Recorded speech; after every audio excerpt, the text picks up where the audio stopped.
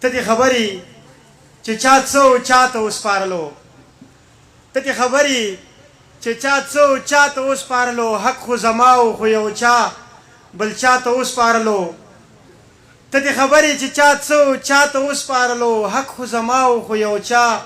بل چا ته وسپارلو زه یې وژلم هغې ډېر وو زه بیخي یوازې نن مې د خپل باباجي کور کاکا ته وسپارلو زه یې پې وژلم هغې ډېر وو زه بیخي یوازې نن مې د خپل باباجي کور کاکا ته وسپارلو د فیصلو او د نظام دپاره نه شو په کار په ډېره مینه مو خپل دین ملا ته وسپارلو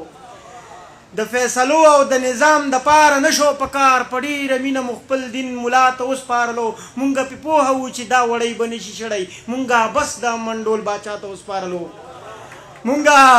مونږ پې پوهه وو چې دا وړی به نه شي شړی مونږ بس دا منډول باچا ته وسپارلو هغه بچي نه نن بلا مسلمانان راتاو هغه اوبو کې چې یو مور الله ته وسپارلو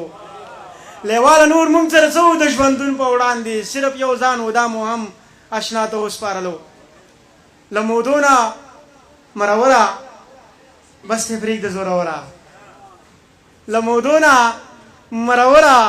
بس ته پرېږده زوروره خلک ځان ورباندې کوڼ کي په یوه نیمه خبره ښه د مینې ډک سړی وي خو د مینې ناخبره ذره فکر در کې نشته مسلمان یې که کافره ستا په غم کې عمر تېر شو بې تعلیمه بې هنره زه تا وګټله خات شي زما به یې له بختوره زه غلطي خپله منمه ما غلطي وکړه جانانه زما هسې دغه حال و تا بیخي وکړه جانانه ما به ویلي په کلار شه و تا ته عادي وکړه جانانه څومره لویه فیصله دې سمدستي وکړه جانانه اوس ته چېرته کېږي ورکه ای زما نبي درکه ای زما د زړګي خانه ای زما د زړه ملکه جدایي زغملی نه شي بېرته راشه و نازکه ما دې نښې سنبال کړي دا پانزیب دارې کونجکه ما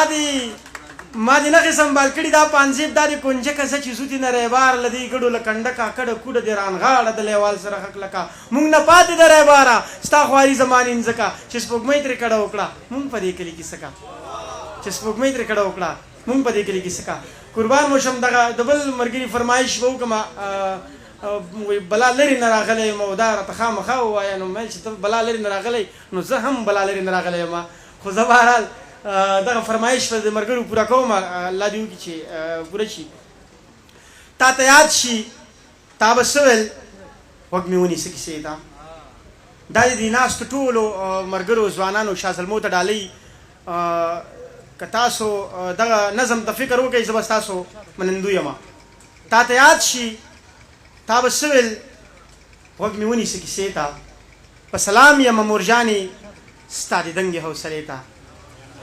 په سلام یم مورجانې ستا د دنګې حوصلې ته تا زما په ماشومتوب کې څه خوندونه را پیدا کړل